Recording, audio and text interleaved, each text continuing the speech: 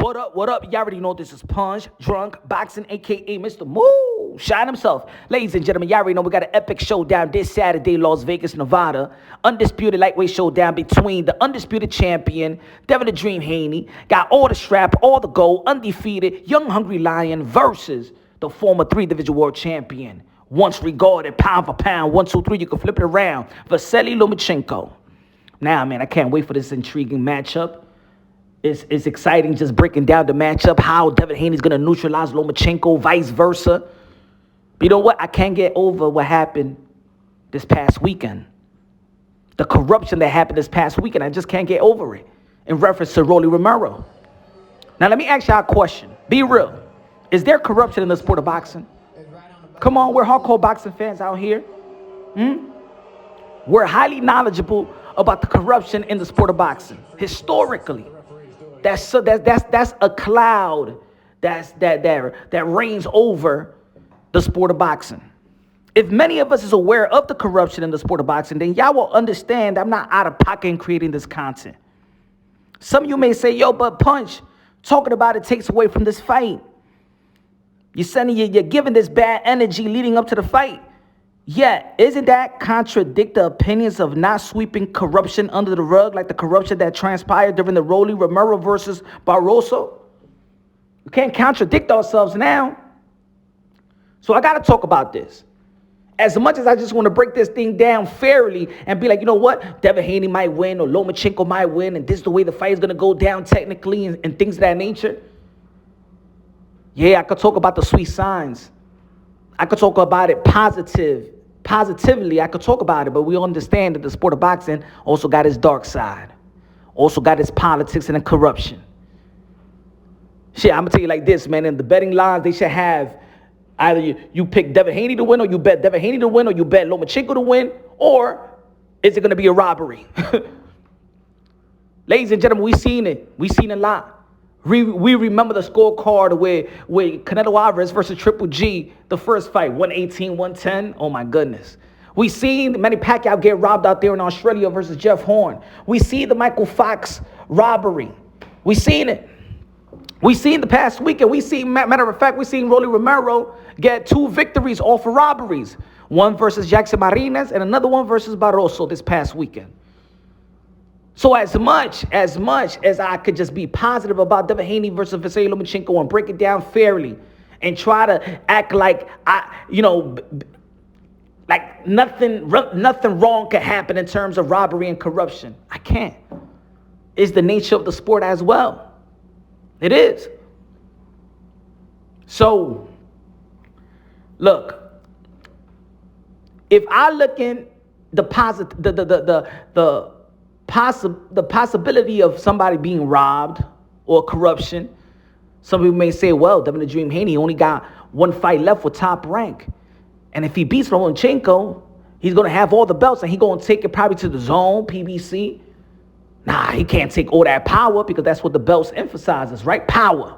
Power for the promotional company, power for the network that those belts and that particular fighter is on.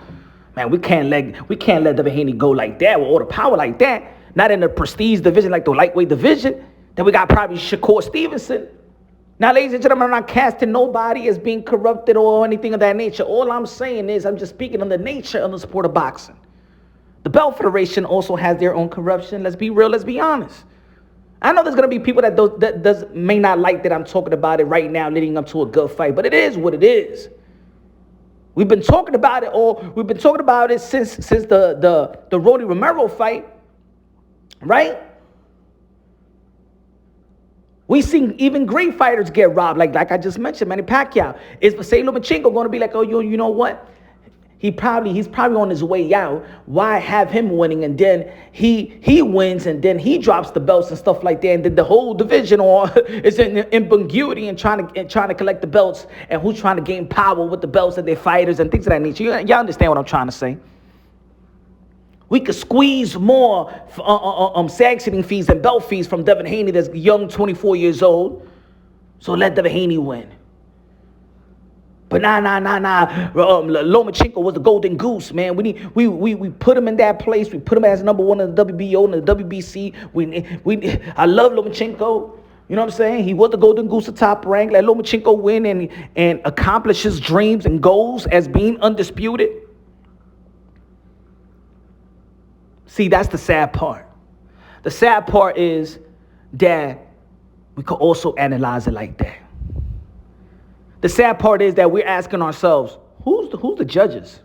And seeing the history of how they judge. Who's the ref? Now everybody's saying, no, we don't want no Tony Weeks. We don't want no Bayless either. No. What ref? Who's the ref? Who's the ref? Yeah, put Steve Willis. I like Steve Willis, y'all. But it's sad. I'm expected a good fight in the ring by these two warriors. I expect that. I mean, that's the only genuine, pure thing that is in boxing. The two men or the two women in the ring.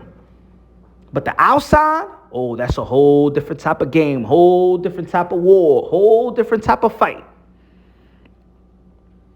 Ladies and gentlemen, sometimes corruption, whether we like it or not, for that particular business or whoever's handling this event, the corruption may be good for business.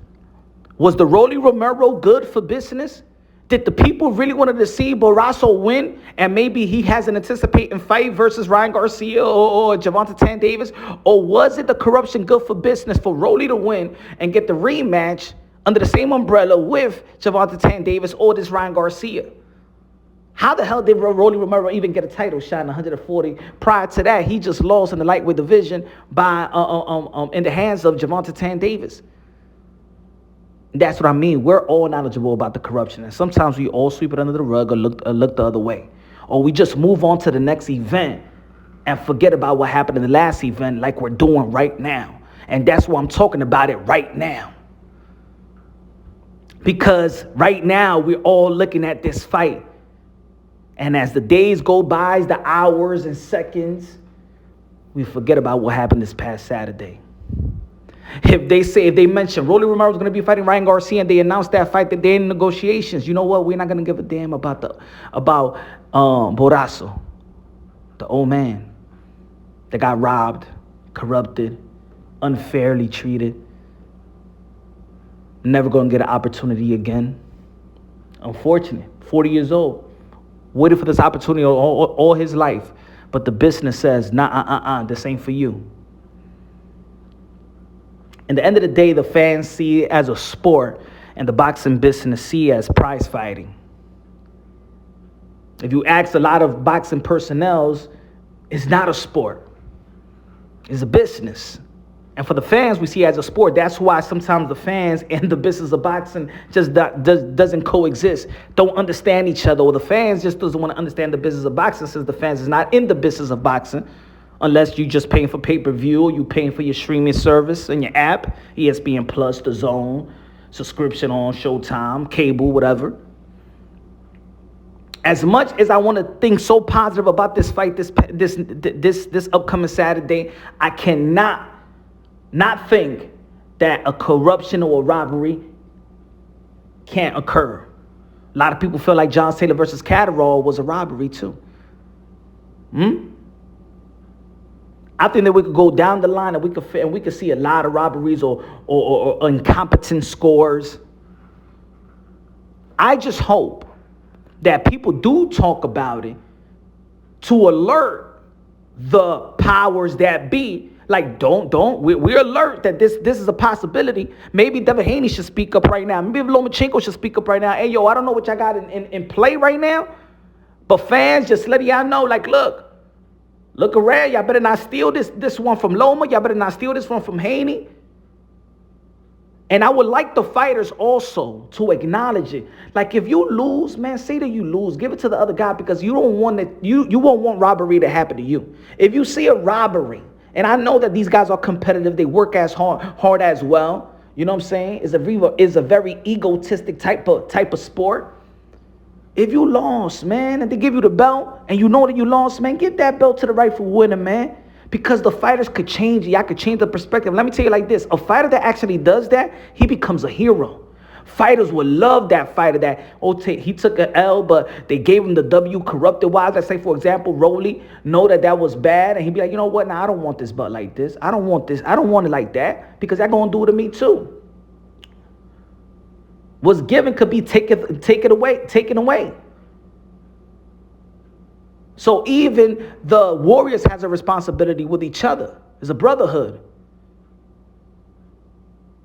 I can't wait for the fight. I think it's going to be a great fight, great chess match. It is checkmate, the slogan of the fight. I just hope there is no corruption in this fight, but I won't be surprised if it is. Subscribe to the channel.